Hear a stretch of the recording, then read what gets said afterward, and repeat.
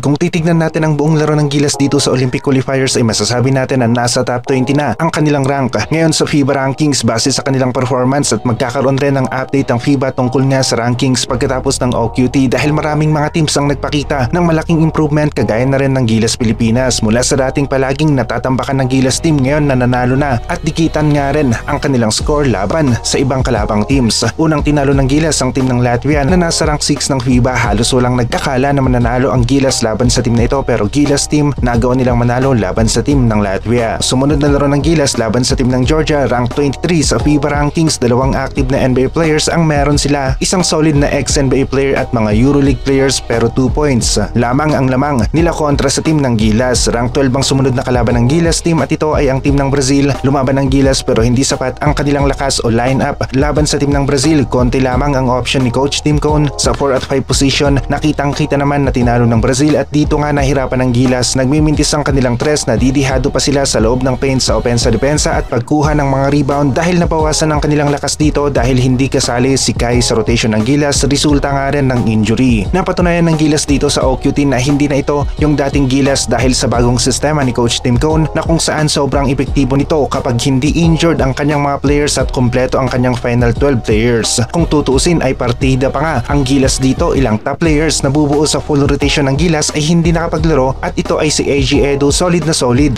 Ang AG Edu, Junmar, Kai Soto rotation sa 4 at 5, literal na big 3 ng Gilas team. Mas magiging kampante nga rin ang mga players natin na nasa 1, 2 at 3 at lalabas ang kanilang best game dahil alam nila na may mga solid na rebounders sa loob ng paint at may option rin sila para sa drop pass kapag nakita nila ang mga bigs natin sa ilalim. Malakas ang 4 at 5 natin kapag Japet, Kai Soto, Junmar at AG Edu ay kompleto nga at walang injury at sana sa mga susunod na laro ng Gilas ay nasa 100% pa ang lahat ng mga Gilas bigs natin. Malakas pa rin ang Gilas, nalamangan nila ng konti ang Brazil sa unang quarter ng laro pero hindi nga ito naging sapat para makuha natin ang panalo dahil noong third quarter pinahirapan ng Brazil ng gusto ang Gilas team. 24-6 ang score ng laro noong third quarter. Tulala ang Gilas team. Kung titignan natin ang game chart ng laro, lamang ang Brazil sa rebound, assist, steal at mas maraming turnover ang Gilas team. Maging sa puntos sa loob ng paint, lamang na lamang ang Brazil, indikasyon na walang rim protector ang Gilas sa loob ng paint. Halos parehas ang nasabi ni Coach Tim Cone. Maging ang coach ng Brazil, malaki ang nawala sa lalim ng lineup o rotation ni Coach Tim Cone dahil na rin sa hindi nga nakapaglaro si Kai Soto. Malakas ang 4 at 5 natin kapag nasa full rotation Kai Soto, Junmar, Japet at AG Edu pero dahil sa walang Kai Soto sa game na ito lumitaw ang kahinaan ng Gilas. Hirap na hirap sila sa 4 at 5, konti lamang at undersize ang rotation ni Coach Tim Cone dito kaya kinain ng Brazil ang Gilas sa loob ng paint. 24 points ang nagawa nilang score sa low scoring game na ito. Hinila nila ang Gilas team na maglaro sa kanilang face na low scoring game at nagtagumpay ang team ng Brazil. Hindi tayo magsisisihan kung bakit hindi natin nakuha ang Olympic ticket dahil sinubukan talaga ng Gilas na ibigay ang lahat. Hindi nga lang talaga ito naging sapat, na dagdagan pa ng injury. Nahirapan talaga tayo sa loob ng paint. Naiipit nila si Junmar tapos yung ibang player natin mas maliit kaya kahit tumulong sila sa loob ng paint nadidihado pa rin tayo. Malaking tulong sana ang height ni Kai Soto dito dahil 6'9 ang pinakamatangkad sa team ng Brazil. Posibleng nailagay natin sa foul trouble ang kanilang sentro. Marami pang ibang teams ang talo nga sa semifinals at ang isa sa pinag-uusapan nga rin ay ang laro ng Greece at Slovenia sa semifinals ng OQT Greece. Grabe ang ginawa ni Giannis laban sa team ng Slovenia, 96-68 ang score. Talagang tinambakan nga rin ng Greece ang team ng Slovenia. Mula sa pagiging 4th placer sa 2020 Olympics sa Tokyo, ang Slovenia ngayon hindi na qualified sa 2024 Olympics at malaki nga rin ang panghihinayang ni Luka Doncic. Dito, mas masakit ito dahil NBA star player siya at hindi niya nagawang matulungan ang kanyang bansa sa larangan ng basketball para umabot sila sa 2024 Olympics. Maging ang Montenegro na mayroong isang malakas na sentro ay hindi rin qualified ngayong 2024